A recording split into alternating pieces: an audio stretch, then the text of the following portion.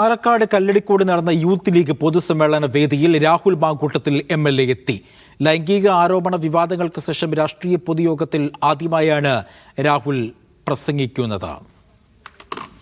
സാജിദ് അജ്മലുണ്ട് വിവരങ്ങൾ നൽകാനായി. സാജിദ്, നേരത്തെ സൂചിപ്പിച്ചതുപോലെ തന്നെ ഈ വിവാദങ്ങൾക്ക് ശേഷം ആദ്യമായി, പ്രത്യേകിച്ച് ലൈംഗിക ആരോപണ വിവാദങ്ങൾക്ക് ശേഷം ആദ്യമായിട്ടാണ് രാഷ്ട്രീയ പൊതുയോഗത്തിൽ രാഹുൽ മാങ്കൂട്ടത്തിൽ പങ്കെടുക്കുന്നതും, അതും യൂത്ത് ലീഗിന്റെ പരിപാടിയിൽ. എന്താണ് ഈ പരിപാടിയുടെ വിവരം, മറ്റു വിശദാംശങ്ങൾ?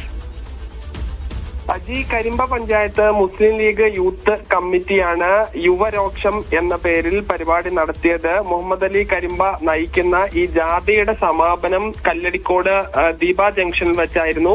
ഇവിടെയാണ് രാഹുൽ മാങ്കൂട്ടത്തിൽ ഈ ആനുകാലിക രാഷ്ട്രീയ സംഭവങ്ങളെ കുറിച്ച് വിശദമായി സംസാരിച്ചത്.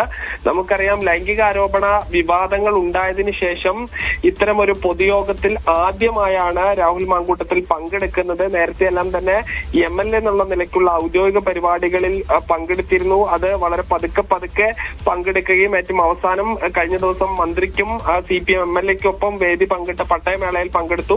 ഇതാദ്യമായി ഒരു രാഷ്ട്രീയ പൊതു സമ്മേളനത്തിൽ രാഹുൽ മാങ്കൂട്ടത്തിൽ പങ്കെടുക്കുകയാണ്.